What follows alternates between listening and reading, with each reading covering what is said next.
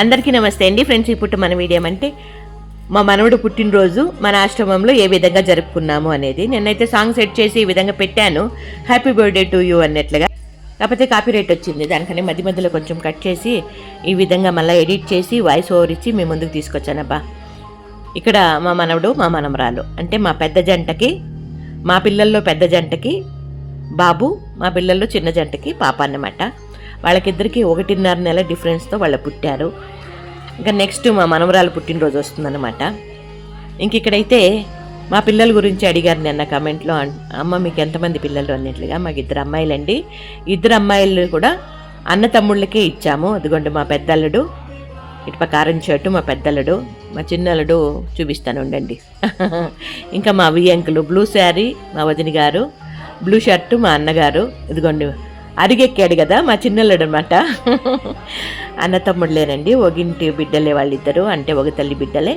ఇంకా మా పిల్లలు కూడా ఒక తల్లి బిడ్డలే. ఈ రకంగా వాళ్ళకి ఇచ్చాము. ఇంకొక అమ్మాయి కనబడుతుంది కదా అక్కడ, తను మా అల్లుడికి అక్క అన్నమాట.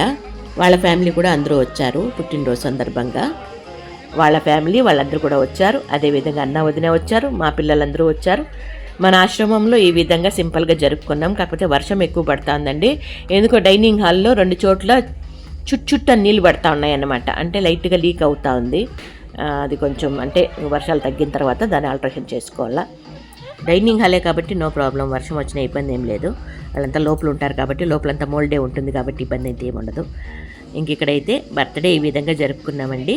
అందరికీ బెలూన్స్ ఇచ్చి సింపుల్గా ఈ విధంగా జరుపుకున్నాం. ఊరికే టౌన్లో సిటీల్లో వెళ్ళి ఖర్చులు పెట్టి జరుపుకోవడానికన్నా ఈ విధంగా మన ఆశ్రమంలో మన ఆశ్రమ వాసులకి అందరికీ బాబు పుట్టినరోజు సందర్భంగా ఒక పుట్ట భోజనం ఏర్పాటు చేసి ఈ విధంగా అయితే జరుపుకున్నాం అబ్బా.